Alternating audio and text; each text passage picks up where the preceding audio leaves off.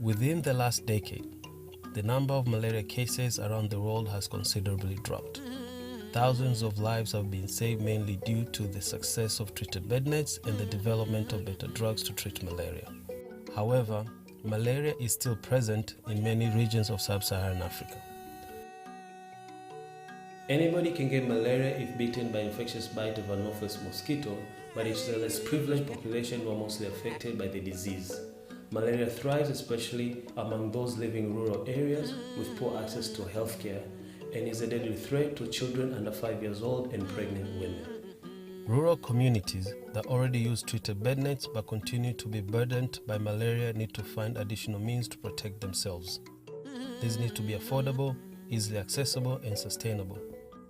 Sophisticated or high-tech solutions are not appropriate to settings that commonly have no power or proper road access and where populations live under $1 per day.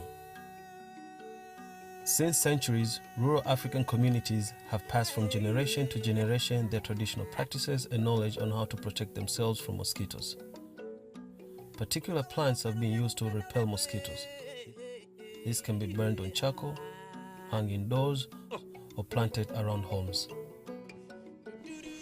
I think repellent plants are a good solution against mosquitoes because over centuries communities have been using these plants to protect themselves from mosquitoes.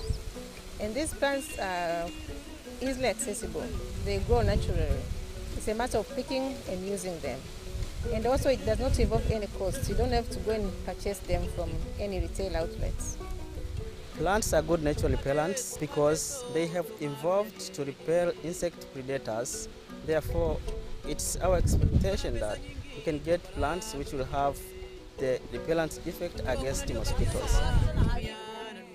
Communities do use repellent plants as protection measures against mosquito bites.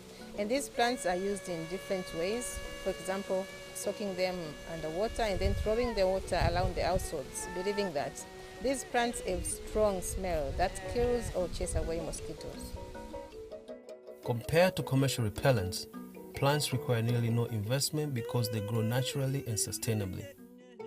There's a risk that this knowledge will be lost or forgotten as African communities become more and more westernized.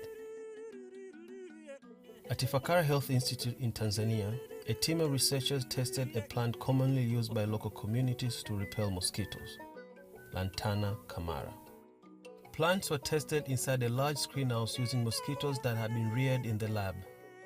The repellent properties of the plant were studied by measuring the number of mosquitoes landing on individuals sitting close to them.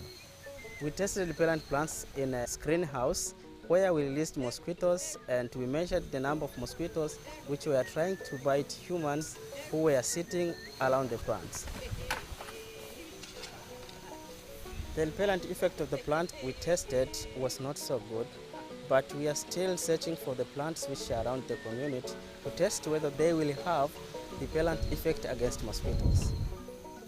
Although communities had identified lantana as a repellent plant, our research result did not find it to be repellent. Despite this outcome, we believe more efforts need to be invested in uncovering different and more repellent plant species which can be used by communities living in rural areas to reduce the number of mosquitoes biting their families. Hopefully, these traditional practices will not fade and the quest for the ideal repellent plant may one day reveal an appropriate solution for rural African communities. Even a small addition in protection against malaria mosquitoes has the potential to save lives.